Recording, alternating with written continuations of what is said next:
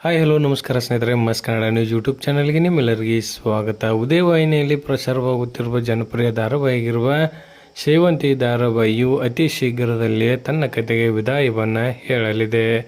ಇದಕ್ಕೆ ಕಾರಣವಾದರೂ ಏನಿರಬಹುದು ಎಂಬುದನ್ನು ಇಂದಿನ ವಿಡಿಯೋದಲ್ಲಿ ತೆಗೆದುಕೊಂಡು ಬರೋಣ. ನೀವು ಸಹಿತ ಈ ಧಾರಾವಾಹಿಯನ್ನು ಇಷ್ಟಪಡೋದಾದರೆ ಈ ವಿಡಿಯೋಗೆ ತಪ್ಪದೆ ಒಂದು ಲೈಕ್ ಮಾಡಿ. ಸೇವಂತಿ ಧಾರಾವಾಹಿ ಸದ್ಯ ಕನ್ನಡ ಕಿರುತೆರೆಯಲ್ಲಿ ಅತಿ ಹೆಚ್ಚು ಸಂಚಿಕೆಗಳನ್ನು ಪೂರೈಸಿ ಮುನ್ನುಗ್ಗುತ್ತಿರುವ ಧಾರಾವಾಹಿ ಇದಾಗಿದೆ.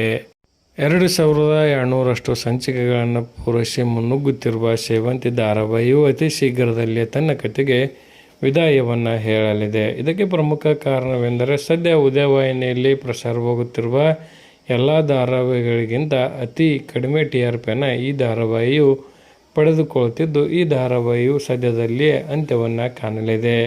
ಇನ್ನು ಅದೇ ರೀತಿಯಾಗಿ ಉದಯವಾಹಿನಿಯಲ್ಲಿ ಭಾಗ್ಯವಂತರು ಮತ್ತು ಮಹಾಲಕ್ಷ್ಮಿ ಮದುವೆ ಎಂಬ 2 ಹೊಸ ಧಾರಾವಾಹಿಗಳು ಪ್ರಸಾರವಾಗಲಿದ್ದು, ಹೀಗಾಗಿ ಸೇವಂತಿ ಧಾರಾವಾಹಿಯು ಅಂತ್ಯಗೊಳ್ಳುವುದು ಅನಿವಾರ್ಯವಾಗಿದೆ ಎಂದೇ ಹೇಳಬಹುದು.